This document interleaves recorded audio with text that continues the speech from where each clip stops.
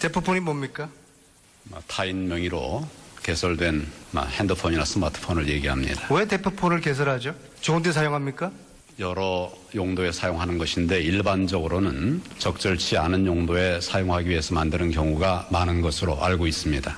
보이스피싱, 인신매매, 조폭들이 사용하죠. 만약 대통령께서 대포폰을 사용하셨다면 범죄가 의심되지 않습니까?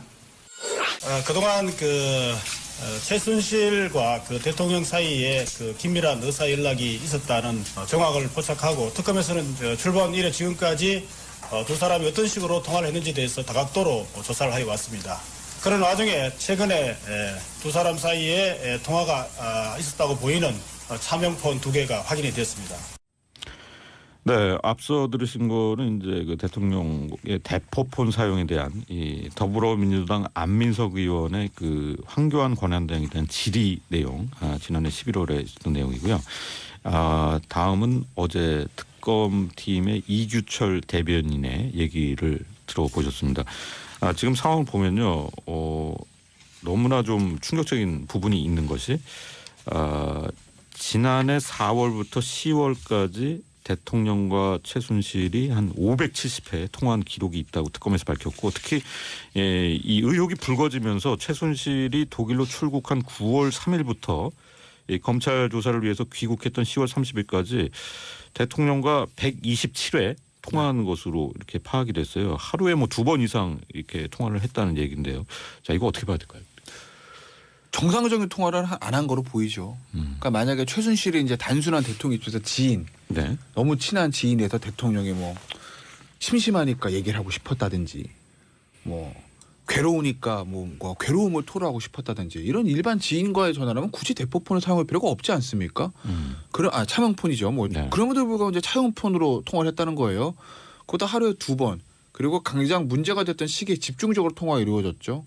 그리고 마지막 통화가 이제 최순실 씨가 귀국하고, 물론 뭐 귀국하고 난 다음에는 바로 검찰로 들어갔으니까 통화를 못했겠지만, 그렇기 때문에 이게 단순히 뭐 대통령의 오랜 지인인 최순실과의 일반 신변 잡기적인 통화를 하기 위해서 한 것이 아니라 이 소위 말하는 최순실 게이트, 이것과 관련된 통화를 한 게 아니겠나라는 의혹을 가지고 있는 것이 합리적인 건 아니겠습니까? 네. 어제 이제 그 한 방송사 보도를 보면은 JTBC였죠. 특히 이제 10월 24일부터 다음 날 25일 새벽까지 대통령과 최순실 씨의 차명폰 통화가 무려 이제 10여 차례 이루어졌다는 건데요.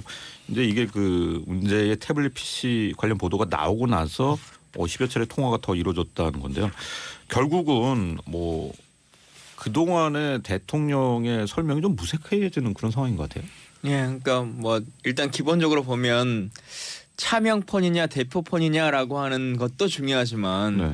본인 명의로 만들어진 핸드폰이라 할지라도 그 자체가 문제가 되는 거거든요. 그러니까 대통령이 비화폰이라고 흔히들 불리워지는 도청이 되지 않는 폰을 사용하죠. 그것은 일반적으로 사용하는 대통령 워딩 한마디 한마디가 국가의 기밀이 될 수가 있고, 다른 국가나 이런 데서 도청을 하게 될 경우에 심각한 국가 안보가 초래되기 때문에 그렇습니다. 근데 비화폰과 차명폰은 개념이 다른 건가요? 그렇죠. 예. 비화폰은 서로 간의 비화폰을 가지고 있는 사람끼리만 통화가 됩니다.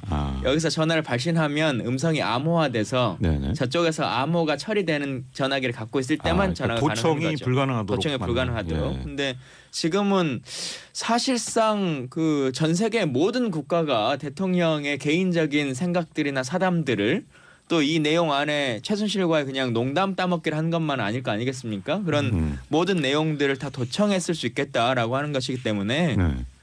말 그대로의 국정농단과 국기문란 행위였다. 라고 하는 것을 먼저 좀 말씀드리고 싶고요. 네. 지금 말씀하셨던 10월 23일, 24일, 25일 이제 이 정도의 시즌이 처음 태블릿 PC 사건이 나고 나서 대통령의 사과가 있던 시기, 그리고 개헌이라고 하는 것을 처음에 꺼내들었던 시기, 뭐 이제 이런 시기들이 다 맞물려 있는 거지 않습니까? 네. 그러니까 실제 국가의 가장 현재 중대사라고 흔히들 말하고 있고 국가의 대개조라고 말하고 있는 개헌이라고 하는 것도 이 최순실 사건과 태블릿 PC 사건을 덮기 위했던 그 당시에 그냥 꼼수의 일환인 것이 아니었느냐라고 하는 것들을 여실하게 보여주는 거죠. 근데 이런 상황이라면은 이제 여기서 또 되짚어봐야 될 것이, 당시에 이제 우병우 청와대 민정수석을 통해서 검찰 수사 상황이 대통령을 통해서 또 최 씨에게 전해졌을 가능성, 이것도 역시 좀 문제가 될 수 있는 부분이고, 특히 그 대통령 측과 연락이 끊긴 것이 이제 최 씨가 귀국한 직후라는 점, 이것이 이제 결국 이제 본인 대 본인 통화가 이루어졌을 것이라는 정황을 또 뒷받침하고 있는 건데, 한편에서는 이 차명 휴대전화 기록이 나왔다고 하지만은 이게 주체가 대통령이 맞는가, 이거는 또 증명할 수 없는 거 아니냐, 이런 반론도 나오는 것 같은데. 그러니까 일단은요, 그 이제 이런 거죠. 그러니까 저는 사실 개인적으로 이 전날 오히려 통화 많이 하는 거 봐요. 귀국하기 전이요. 네, 네. 저는 9월 3일부터 통화가 한 10월 30일까지 127회 통화했다는 거 아니겠습니까? 그러니까 앞전에 저는 통화가 더 주목하는 건데, 만약에 청와대 입장에서 이렇게 얘기할 수는 있어요. 야, 태블릿 PC가 터지니까 대통령, 야 이거 도대체 뭐야? 이거 뭐야 너? 이렇게 확인하려고 했다라고 변명을 할 수 있을 거예요. 그렇다면 그 앞전에 통화하는 것, 그 앞전에 사실 태블릿 PC 문제가 10월 25일에 통화하기 전에 9월 달에 뭐 국회에서 뭐 K재단 미래재단 얘기 나올 땐 뭐 일반적으로 있었던 뭐 재단의 문제라고 생각했지, 이렇게까지 큰 문제라는 거 사실 일반 국민들은 몰랐지 않았습니까? 그런데 그때도 통화가 집중됐다는 거예요. 네. 굳이 대통령이 뭐 그렇게 확인할 필요가 없었을 텐데, 그랬다는 얘기는 애초에 K재단 미래재단 문제가 불거졌을 때 태블릿 PC 나오기 전에도 이미 청와대와 대통령은 야 이거 뭔가 큰일 났구나 라는 얘기를 직감했다는 것이고, 네. 그래서 집중적으로 최순실 씨와 통화한 건 아니겠나. 네. 그렇기 때문에 청와대가 야 이거 태블릿 PC 터진 다음에 사실 확인을 하려고 그렇게 집중적으로 통화한 거야 라고 변명했다 하더라도 그 변명은 사실은 좀 논리가 맞지 않다는 거 제가 하나 말씀드리고 싶은 것이고, 네. 그다음에 아까 이제 말씀하셨던 그 이게 대통령이 누군지, 이게 통화한 가 대통령인지 네. 정호성 비서관인지 네. 뭐 어떻게 하라고 말씀하시지 않습니까? 네. 뭐 그건 그럴 거예요. 왜냐하면 이게 대통령은 뭐 자동 녹음 기능으로 다 녹음했을 리도 없고, 만약에 녹음을 했다고 하더라도 다 지웠겠지. 뭐 지금 가지고 있겠습니까?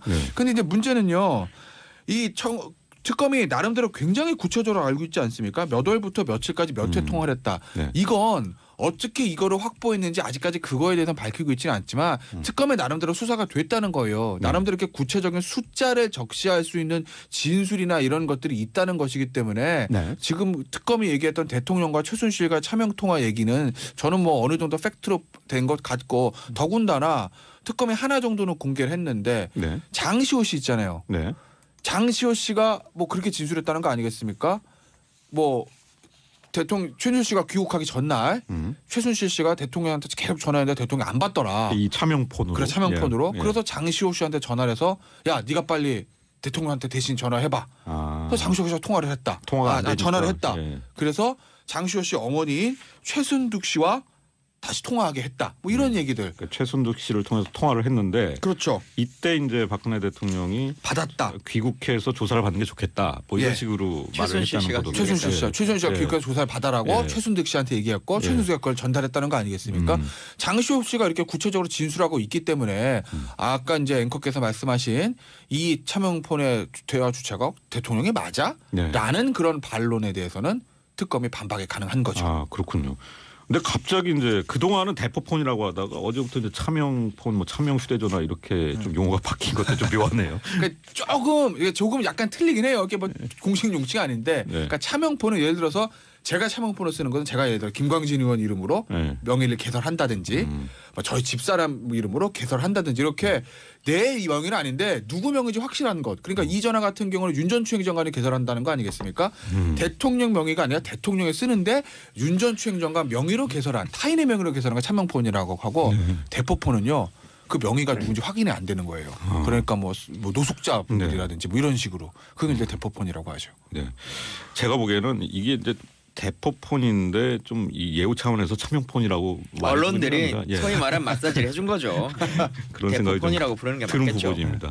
자, 이 문제랑 연결된 부분이 바로 이제 청와대 압수수색 공방이에요. 사실 이제 이렇게 차명폰이라는 게 존재한다는 것이 어떻게 보면 특검이 청와대에 대한 직접 압수수색을 해야 되는 그런 이제 명분으로 주장을 할 수 있는 부분이잖아요. 특검에서는 지금 이제 그 특검에서는 사실 이제 청와대가 압수수색을 거부하는 상황을 또 중단하는 그런 식의 이제 명령을 좀 해달라고 법원에 신청한 상태인데요.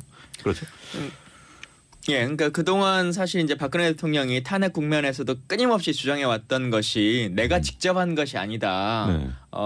나는 그냥 정상적인 행정행위를 했고 그 중간에 있었던 많은 사람들이 호가호위를 해서 어떤 일들이 벌어진 것이다라고 얘기를 해왔단 말이에요. 근데 지금 이 내용상이나 지금 그 대포폰을 통해서 여러 가지 얘기를 나눴다라고 하는 것을 확인해 보자면 대통령에 관련한 내용도 직접 확인했고 또 최순실 씨랑도 사전부터 통화를 해왔었고 관련한 내용들도 실제 내용은 지금 공개되지 않았습니다만 이렇게 여러 차례 하루에 3차례 이상씩 계속 얘기를 주고받았기 때문에 관련한 내용들을 대통령이 직접 다 관여를 했을 수밖에 없겠다라고 하는 것들을 이제 특검은 주장하고 있는 것 같고요. 네. 실제로 이제 그렇기 때문에 청와대 안에 있는 여러 가지 컴퓨터라든가 부속적인 서류들 이런 것 다 확인해 볼 필요성이